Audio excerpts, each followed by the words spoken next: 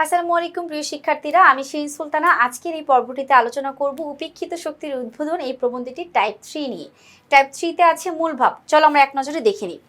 17 নম্বর প্রশ্নে আছে উপেক্ষিত শক্তির উদ্বোধন প্রবন্ধে ছোট লোক সম্প্রদায় আমাদের দেশের কত আনা শক্তি?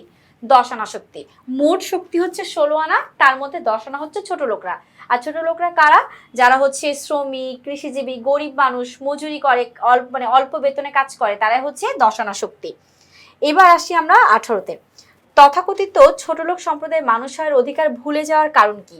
নিজেদের অজ্ঞানতা, ভদ্র সমাজের অত্যাচার, অর্থনৈতিক বৈষম্য। সঠিক হচ্ছে ভদ্র সমাজের অত্যাচার।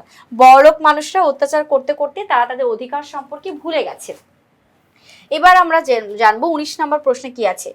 সমাজ উন্নয়নে যা কাম্য উপেক্ষিত শক্তির উদ্বোধন প্রবন্ধ অনুসারে তার নাম কি? মন, নেতৃত্ব, সাম্য বা অন্তর? সঠিক উত্তর হচ্ছে আমাদের 2, সাম্য। সাম্য মানে হচ্ছে আমরা সবাই সমান। সবাই সমান হলে আমরা একভাবে কাজ করতে পারবো।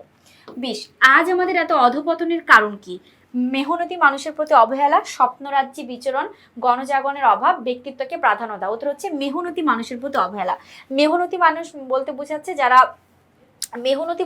যারা খেটে খায় তাদের। তাহলে আমাদের 20-এর উত্তর ক। এবার 21 নাম্বার। কোন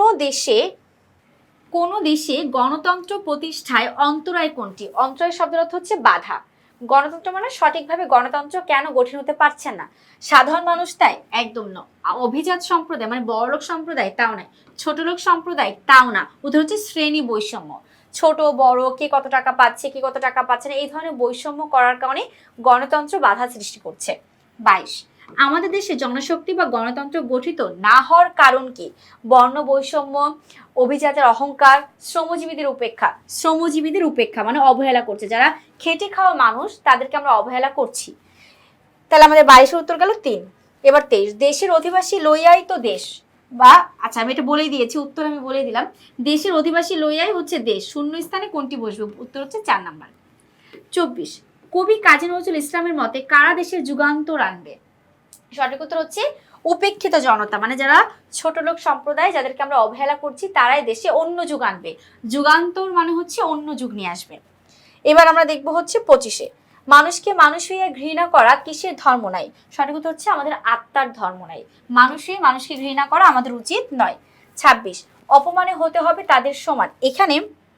এখানে যাদের অপমানের কথা বলা হয়েছে তারা কি? মধ্যবিত্ত শ্রেণী, নিম্নবিত্ত শ্রেণী, শিক্ষিত বিত্তশালী, শোষকরূপী ধনী। উত্তর হচ্ছে নিম্নবিত্ত শ্রেণী। উত্তর হচ্ছে আমাদের 2 নাম্বার। 27, কাজী নজরুল ইসলাম উপেক্ষিত শক্তির উদ্বোধন প্রবন্ধে কোন মহাপুরুষের উদাহরণ টেনেছেন? মহাত্মা গান্ধীজির কথা তিনি এই প্রবন্ধের মধ্যে বলেছেন। উত্তর 2। চলে আসি আমরা 28-এ, তথাকথিত ছোট লোকদের মহাত্মা গান্ধী কি বলে ডেকেছেন? ভাই বলে ডেকেছেন। স্যার আমি এখানে বন্ধু তো ডাকিয়েছি, উত্তর হচ্ছে ক, ভাই বলে ডেকেছেন। 29, পতিত চন্ডাল ছোট লোকদের বুকে টেনে নিলে বিশ্ব কি করবে? বিশ্ব নমস্কার করবে, অবহেলা করবে, শ্রদ্ধা করবে, সম্মান করবে। উত্তর হচ্ছে নমস্কার করবে। আর এখানে চারাল বলতে চন্ডাল বুকে চারাল বোঝানো হচ্ছে। তো আশা করি তোমরা সকলে বুঝতে পেরেছো। এই ছিল আমাদের উপেক্ষিত শক্তির উদ্বোধন প্রবন্ধের হচ্ছে বেশ কিছু এমসিকিউ। আশা করি তুমি ইনশাল্লাহ পরীক্ষা কমন পাবে। আজকে এই পর্যন্তই। আল্লাহ হাফিজ, আসসালামু আলাইকুম।